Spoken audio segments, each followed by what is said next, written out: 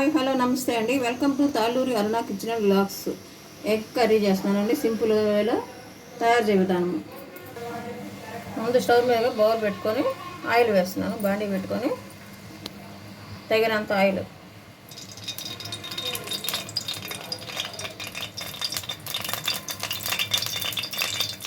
Oil వేడైందండి.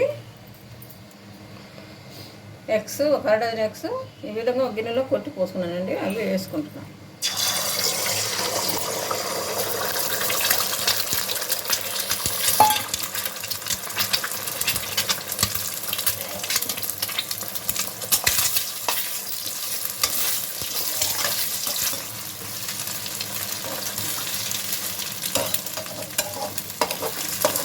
ఆయిల్లో fry చేసుకోవాలి. ముందుగా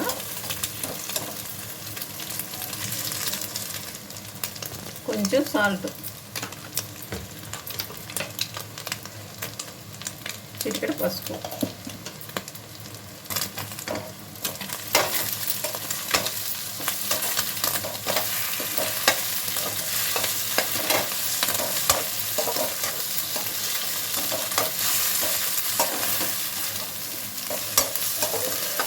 ఆయిల్లో నుంచి ఇప్పుడు ఒక గిన్నెలోకి తీసుకోవాలి.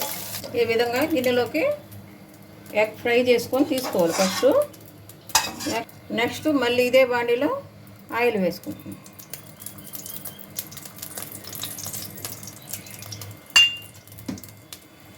ఆయిల్ వేడెక్కిందండి. కొంచెం జీలకర్ర, నెక్స్ట్ ఆనియన్స్, కరివేపాకు, పచ్చిమిర్చి సన్నగా కట్ చేసుకొని ఫ్రై చేసుకోవాలి.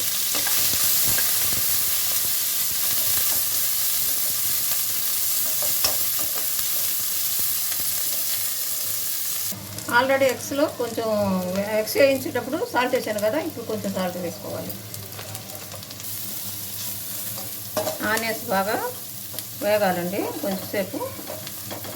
పచ్చిమిర్చి, ఆనియన్స్, కరివేపాకు ఆయిల్లో ఫ్రై అవ్వాలి. అల్లం వెల్లుల్లి పేస్ట్ పచ్చివాసన పోయే వరకు ఫ్రై చేసుకోవాలి ఆయిల్లో. కొంచెం పసుపు వేసుకోవాలి. ఇప్పుడు అల్లం వెల్లుల్లి పేస్ట్ వేగిపోయిందండి ఆయిల్లో. ఇప్పుడు కారం, తగినంత కారం, ధనియాల పొడి, గరం మసాలా వేసుకొని ఫ్రై చేసుకోవాలి.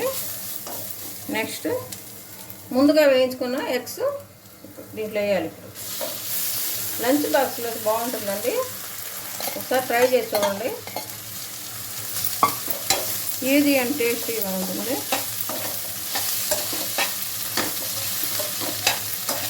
ఉప్పు చూసుకొని జాగ్రత్తగా వేసుకోండి. ఎగ్స్లో కొంచెం ఉప్పు తక్కువే పడుతుంది. ఈ విధంగా మళ్ళీ మొత్తం కలుపుకోవాలి ఒకసారి. కొత్తిమీర వేసుకున్నాం. కొత్తిమీర వేసుకొని ఒకసారి మొత్తం మళ్ళీ మీడియం ఫ్లేమ్లో చేసుకోవాలండి. అడుగు అంటకుండా బాగా వస్తుంది. పిల్లలు కానీ పెద్దవాళ్ళు కానీ లంచ్ బాక్స్లోకి బాగా ఉంటుంది. ఆయిల్లో ఈ విధంగా ఫ్రై అవ్వాలి. చూడండి, ఆయిల్ 2 సార్లు వేసుకున్నాను కదా.